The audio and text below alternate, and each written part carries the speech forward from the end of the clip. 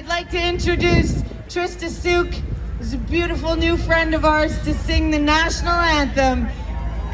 Ladies and gentlemen, Trista Souk. Go, baby. Please join with me in singing the national anthem. Oh, Canada, our home and native land, true faith, true love, in all the signs come there.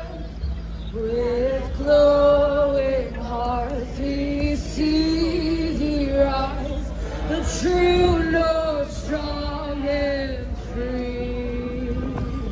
From far and wide, oh Canada, we stand on guard for thee. God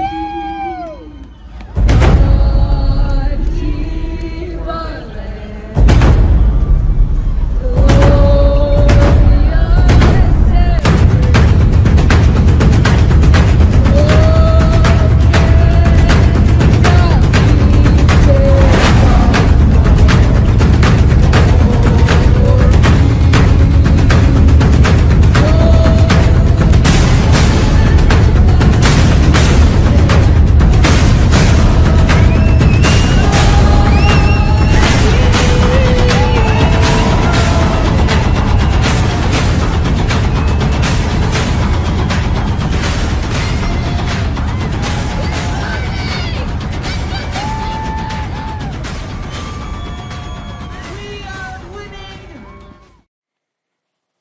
As my friend Erwin Kotler said on Saturday, freedom of expression, assembly, and association are cornerstones of democracy, but Nazi symbolism, racist imagery, and desecration of war memorials are not. It is an insult to memory and truth.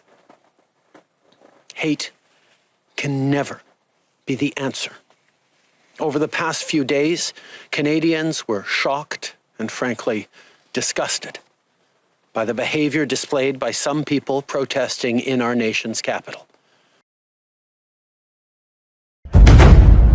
As my friend Erwin Kotler said on Saturday, freedom of expression, assembly, association are cornerstones of democracy.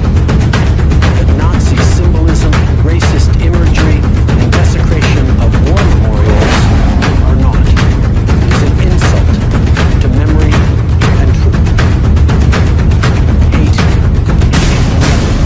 be the answer. Over the past few days, Canadians were shocked and frankly disgusted by the behavior displayed by some people protesting in our nation's capital.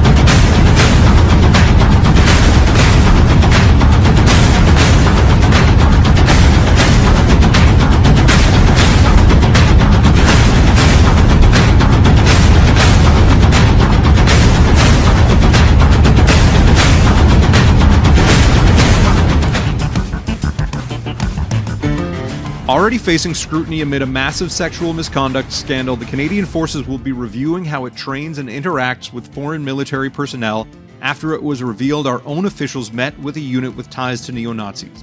The review was sparked after concerns were raised by Jewish groups of the alleged involvement of Canadian troops in training a neo-Nazi-linked battalion in Ukraine, as well as warnings by soldiers last year that Canadians trained some Iraqis who were involved in torture and rape.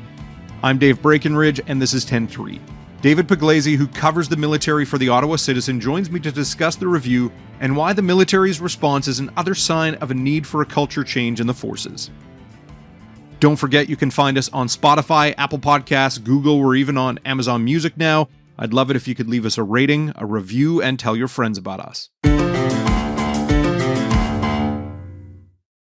So David, one of the roles that the Canadian military has around the world is kind of going into countries where there's the possibility of hostilities erupting or even in peacetime, and working with other armed forces, offering training, expertise. And that has in recent years included Ukraine. And I understand that the Canadian Forces are now reviewing how we train other countries' forces and how we interact with them due to our involvement with one specific unit in Ukraine. What can you tell us about the Azov Battalion? So the Azov Battalion was an organization that emerged early on in the fighting in Ukraine. They were almost a separate militia. And then eventually they were brought into the Ukrainian military, the regular military. Now, the problem with the Azov Battalion is some of its leaders have openly acknowledged that they support Nazism. They've been branded neo-Nazis. They've been, seen with Nazi flags and that type of thing. Mm-hmm. And the U.S. Congress passed regulations that U.S. troops would not be allowed to interact with the Azov Battalion members or provide supplies or training. Did Canadian officials going into Ukraine know about this unit, know that we'd be interacting with this battalion? And were there any concerns in the lead up to that raised with the soldiers who would be on the ground, to be careful of these neo-Nazis? So the issue has been out there since 2015 when our first troops went to Ukraine to train. There was, acknowledgement that the Azov Battalion was in the country, operating in the country on the battlefield, but it was initially dismissed by the Canadian Forces leadership. In 2017, there was an intelligence briefing that I got that was done by our people in Ukraine, which essentially said the Azov Battalion is operating. It is Nazi affiliated, or large numbers of them have that belief. They openly have Nazi-related memorabilia and flags, etc. Then in 2018, we had our diplomats and our defense attaché meet with the Azov Battalion and their training cadre at a base in Ukraine. And they knew who they were meeting. So they got briefings from Azov. Azov photographers took pictures of the Canadians, shaking hands, that type of thing. And they used it in their propaganda. And so they put out on social media that, Canada was looking forward to working in the future with Azov Battalion. How did the Canadian Forces respond to being used by a neo-Nazi battalion for propaganda purposes? Well, they didn't, actually. So what happened was this started circulating on social media, and they started getting some questions, but their response was to kind of ignore it. I mean, their response was they were worried that it would get out. It wasn't that they condemned the Azov Battalion or anything like that. It was just their main concern was this would get out and it would be embarrassing to the Canadian Forces. So then we fast forward to this year in September, where George Washington University does a report, and they go through social media of various Ukrainian soldiers. And one group who is affiliated with Azov is called Centurion. And so they collected all these social media postings from those involved in Centurion and taking part in neo-Nazi activities, giving Nazi salutes, discriminatory comments about the LGBT community, taking part in protests, that type of thing. Mm-hmm. So that came out and Canadian Forces did nothing. Then 2 weeks later, Simon Wiesenthal Center and a number of other Jewish groups sent letters to the Prime Minister, said, what are you doing training these people? Because the people on social media that George Washington University had uncovered were bragging that they had been trained by Canadians. And this isn't the only occasion where this has happened, right? Like, it's not just in Ukraine. There are other far-right movements in other countries in Europe where we've had soldiers on the ground, correct? That's right. I mean, in Eastern Europe, they view, or some of the individuals in Eastern Europe and governments view their participation in support of Nazi Germany as something to be proud of. And they promote it. So there are parades for the SS in Latvia and Ukraine.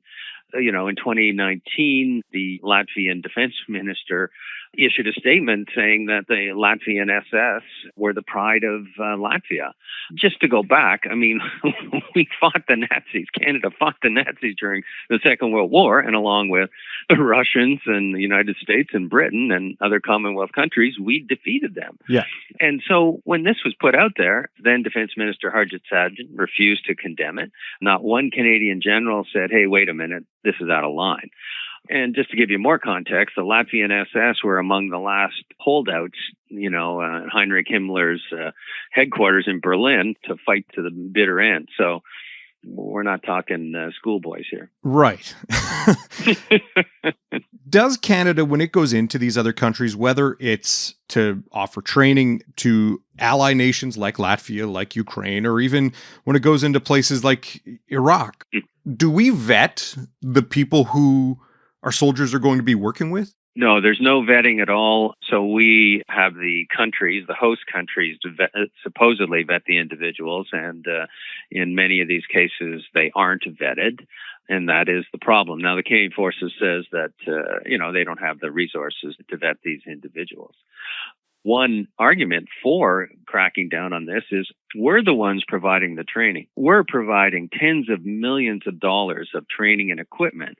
So some critics are saying we should be calling the shots. No, we don't want to train someone who, is giving a Nazi salute. Mm-hmm. In Iraq, some of the trainees were coming up to Canadian Forces soldiers and showing them videos of them raping women. Oh, geez. The soldiers complained about that and were told by their officers, don't worry about it. Just don't look at the videos. So Canada does have certain things it can do. It's in the driver's seat, but there is a real reluctance in the Canadian Forces leadership to do any of this because they don't want to insult the host country. Mm-hmm. And I mean, even, some of your reporting revealed that in relation to the Azov battalion, the military was more worried about news stories coming out than it was about the battalion itself. What can you tell me about how that came to light? Well, so on those warnings, on that concern, I got that through an access to information request. So I had seen the initial Azov social media, and, I was talking to people inside the defense headquarters, and they were worried that it would come to light. And I did mention it briefly in a larger story, but I wanted to see what was going on, what was the thinking of the Canadian Forces leadership at the time. So I put it in an access to information request. They withheld it for more than a year and a half. And then when it did come out, there was this concern that a journalist might find out about this meeting with the Azov. And again, what struck me was there was no emails or even media talking points that, these guys are bad news. We shouldn't be even near them. There was none of that. It was all like, oh, well, what happens if journalists find out and that type of thing. Does the government have any policy, or the military, Canadian Forces, have any policy with regard to groups like this? Like, we're not going to train them, we condemn them. Is there anything written down that showed up in your ATIP request? So they have never condemned the Azov battalion. They have a general line that they do not support or condone the glorification of Nazi Germany. But there is no direct condemnation of any of these specific groups. The main concern is, if a journalist or the public finds out about it.